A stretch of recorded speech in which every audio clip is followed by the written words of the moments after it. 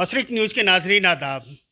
Jamaat Islami wing की जो women's wing है वो परिवार के सशक्तिकरण के लिए एक अभियान चला रही है।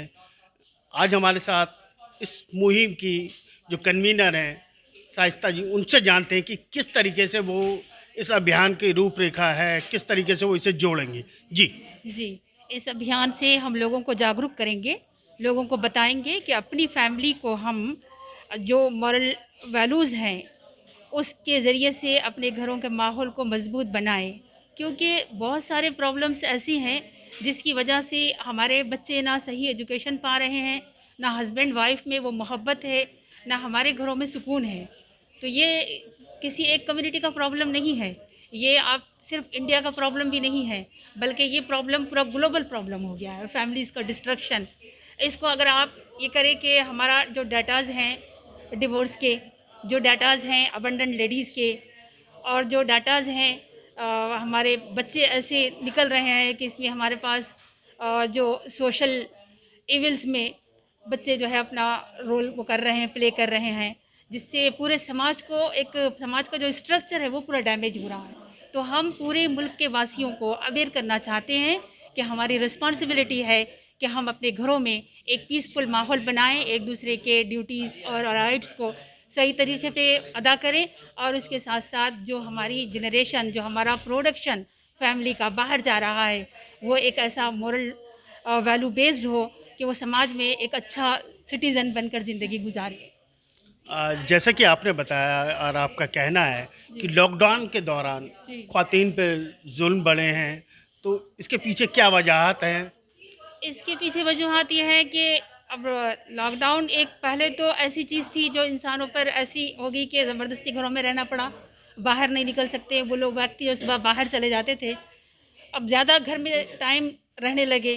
तो इसके पीछे इकोनॉमिक प्रॉब्लम भी थी कि लोगों का रोज़गार चला गया, जो लोग जाके काम करते थे वो काम नहीं कर पाए, जो लोग रोज़ाना अपने काम पे चले जाते थे वो नहीं जा सके। और घर में रहने के बाद जब व्यक्ति सब एक जगह हों तो ज़ाहिर बहुत सारे प्रॉब्लम्स भी क्रिएट होते हैं। तो इसमें जो इंसान का रोल होना चाहिए कि जब अगर किसी को रोज़गार नहीं है या कोई प्रॉब्लम है या दिन भर बच्चे भी घर में हैं, तो प्रेशर तो पड़ेगा एक व्यक्ति पे। लेकिन इसमें यह है कि हम सब मिल करके, हस्बैंड वाइफ बच्चे, सब मिल के जो प्रॉब्लम आ रही है सभी उससे वो हो रहे हैं, तो सबको मिलकर के उसका रास्ता निकालना चाहिए और सही से अपनी लाइफ गुजारना चाहिए। प्रॉब्लम्स होने का मतलब ये नहीं है कि हस्बैंड वाइफ पे जुल्म करे, या बीवी जो है अपने हस्बैंड को, उसके पास कुछ नहीं है तब भी मांगे, या भूख है, प्यास है, जॉब नहीं है। तो ये प्रॉब्लम्स को इंसान अपने लेवल पर सॉल्व करे। ये कब हो सकता है? जब उसके अंदर मोरल वैल्यूज़ हो। अगर आपने बात कर रहे हैं ख्वातीन की आज़ादी की, तो ख्वातीन की आज़ादी की बात जो आप कर रहे हैं, इस सबके बीच में मजहब कहाँ तक आता है आपके नज़रिए मज़हब, से? हाँ, मज़हब देखिए हम सबको, हर मज़हब वैल्यूज़ के एजुकेशन देता है। वैल्यू एजुकेशन बहुत मोस्ट इम्पॉर्टेंट चीज़ है। वैल्यू को अगर निकाल दें हम, तो अगर हम खाली मटेरियलिस्टिक बन जाएँ कि नहीं मुझे पैसा चाहिए, मुझे बहुत अच्छी ज़िंदगी चाहिए, लग्ज़रियस लाइफ़ चाहिए, तो ये इंसान का नहीं है, बल्कि इंसान को मज़हब ये सिखाता है कि तुमको जो कुछ दिया गया है, उसको तुम कैसे बरतना है, कैसे इस्तेमाल करना है। तो मज़हब एक बहुत अहम रोल प्ले करता है इसमें। वो कल्चर को भी मतलब वैल्यू बेस्ड बनाता है, इंसानों को भी वैल्यू बेस्ड बनाता है।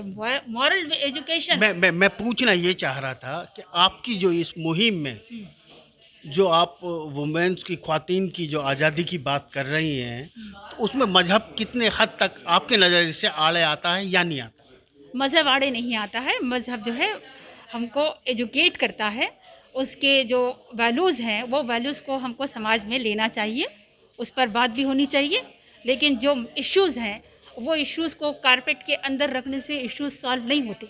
अगर कोई इस तरह डंडा चलाता है कि नहीं जो इश्यूज़ हैं वो रहने दो लेकिन तुम सही से रहो, नहीं, बल्कि सही मज़हब सिखाता है कि एक हस्बैंड की और एक वाइफ़ की रिस्पॉन्सिबिलिटीज़ क्या हैं। उन रिस्पॉन्सिबिलिटी के अकॉर्डिंग, वो जिम्मेदारियों के अकॉर्डिंग अगर वो घर चलाते हैं, एक दूसरे के साथ अच्छा व्यवहार करते हैं, तो वो सही रहता है। तो मज़हब का बहुत अहम रोल है, मज़हब को किनारे नहीं किया जा सकता। जमात इस्लामी हिंद की जो पीआर सेक्रेटरी डॉक्टर फातिमा हमारे साथ हैं, जो वुमेन्स को, जो ख्वातीन को जो उनकी बेड़ियां ख़त्म करने की बात करी जा रही है, परिवार को सशक्त करने की जो बात की जा रही है, उस बाबत डॉक्टर फ़ातिमा के क्या विचार हैं, क्या उनका नज़रिया, जानते हैं उनसे। जी, देखिए पहली बात तो ये कि कोई बेड़ियाँ परिवार की जो आप बात कह रहे हैं वो ऐसा नहीं है, बल्कि इस वक्त हम ये देख रहे हैं कि पूरा जो हमारा ख़ानदानी सिस्टम है वो काफ़ी हद तक उसमें अंदर अंदर एक प्रॉब्लम चल रही है। फैमिलीज़ टूटने के, फैमिलीज़ में बिखराव और ये तमाम केसेस ज़्यादा सामने आ रहे हैं, खासकर लॉकडाउन में तो आए, और वैसे भी अंदर अंदर जो आ रहे हैं, केसेस आ रहे हैं, ये बहुत ज़्यादा हो रहे हैं डिस्प्यूट के, और लोगों को काउंसलिंग की ज़रूरत पड़ रही है, लोगों को बताना पड़ रहा है। तो हमें ये महसूस हुआ कि इस वक्त तो फैमिली को स्ट्रॉन्ग करने के लिए हमें एक कैंपेन चलाना चाहिए। इसलिए हमने ये कोशिश की है कि लोगों के आपसी ताल्लुकात, रिश्तेदारियाँ, लोगों से मिलना जुलना, बच्चों के साथ उनके राइट्स, ये तमाम चीज़ों को किस तरह से सही उस पर लाया जाए, ताकि एक फैमिली का जो एक बेहतरीन अदारा है, जो एक बेहतरीन हमारा वो है, एक मजबूत वो हमारा मजबूत हो। यानी फैमिली जो एक बहुत बड़ा रोल अदा करती है एक अच्छे समाज को बनाने में, एक अच्छे नेशन को बनाने में, उसको मजबूत किया जाए। तो ये कोशिश हमने की और इसकी ज़रूरत को हमने महसूस किया। डॉक्टर ख़ातिन, मैं माफ़ी भी चाहूँगा, एक हिंदी में कहावत कही जाती है या लोगों में एक प्रचलन सी बात है, मैं माफ़ी मांगते हुए भी ये बात कहता हूँ कि औरत की औरत दुश्मन। जी तो आप इसे कहाँ तक, किस नज़रिए से देखते हैं कि जी ख़्वातीन के लिए जी सास, नंद या किसी और रूप में जी उसकी ख़्वातीन ही जो है उसके उस पर रोक लगाती है, उसके लिए बेड़ियाँ डालती हैं, और एजुकेशन ना होने की वजह से जी और बहुत सारी और समस्या आती हैं। तो इस बाबत आप क्या कहना चाहेंगे? मैं आपकी बात को समझ रही हूँ, एक सास का रोल, एक नंद का रोल, और समाज में जो रिश्तेदारियाँ हैं अलग अलग स्टेजेस पर, वो जो उनके वो हैं रिश्ते हैं, उसमें कहीं ना कहीं महिलाओं का बीच में रुकावट भी, और कहीं ना कहीं आप देखिए कि ख़वातीन ही उसको बनाती भी हैं समाज को। एक अच्छे बेटे को, एक अच्छी औलाद को पैदा करना, बच्चों को अच्छी शिक्षा देना, बेटियों को बेटे बेटे में फ़र्क ना हो, दोनों को अच्छा आगे बढ़ाना, उसमें एक माँ का ही, एक औरत का ही रोल होता है। तो मैं इस बात से पूरी तरह एग्री नहीं करती हूँ कि ख़वातीन रुकावट बनती, लेकिन किसी हद तक कहीं ना कहीं ये चीज़ें भी देखने में आती हैं। तो हमारी ये कोशिश है कि एक औरत अपना बेहतरीन रोल अदा करे।